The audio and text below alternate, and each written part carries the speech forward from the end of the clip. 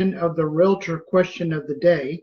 My question is, what day of the week do you typically take off? Most of you have answered that you don't take off at all, that you work 7 days a week. That is absolutely crazy. So what that tells me is that very soon you're going to go through what's called burnout. That's not a good place to be. You will not want to do anything that involves work, and there will be a lull in your business where it's reflected because you've worked too much.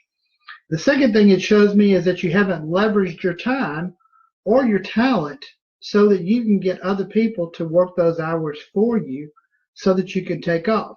A prime example, to build a team. If you're a solo agent out there, then this is what your job entails. You've got to do all listing appointments. You've got to show all buyers. You've got to do the whole transaction from start to finish. And if you're lucky, you will have a life outside of those three things. Some of you have a transaction coordinator. So you're doing all the listings and all the buyers. Transaction coordinator is doing all your paperwork. Here's my suggestion. Get a transaction coordinator and get a buyer's agent. Those two are probably the key to leveraging your time. If you are working 7 days a week, that is absolutely insane. Absolutely insane. You should be taking off at least 1 to 2 days a week. So here's my example. I don't work Saturdays and Sundays, ever. I leverage my time with buyer's agents, transaction coordinator, so that I don't have to work but Monday through Friday, 9 a.m. to 5 p.m.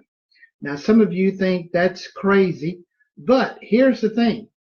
I would rather have a buyer's agent go show houses for me and me take a portion of that business and have a life than to work 7 days a week and be married to my job.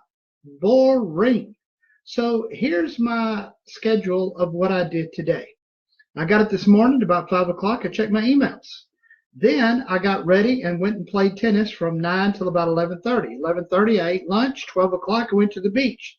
Laid out on the beach for about 2 hours, came back, took a shower, went to Target to get something, and then I just came back. It's 3 o'clock. I haven't worked today. Oh, by the way, I didn't work yesterday either. Yesterday was Saturday. I don't work Saturdays and Sundays. So here's another thing to think about.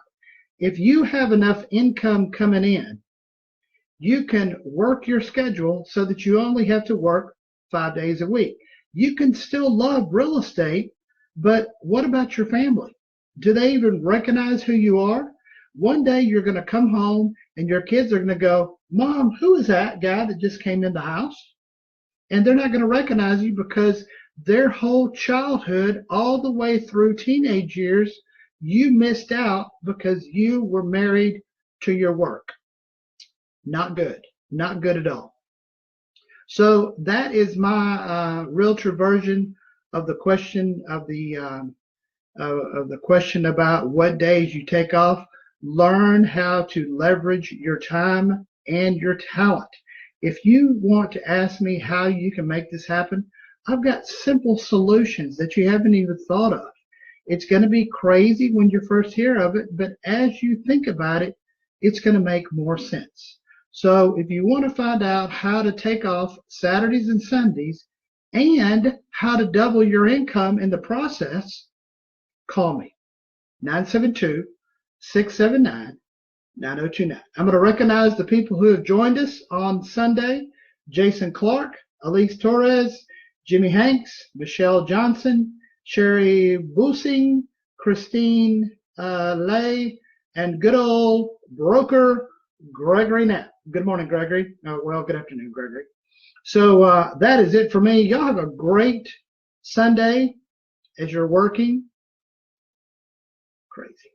And look for tomorrow's question of the day. Y'all have a great day. We'll talk to you later.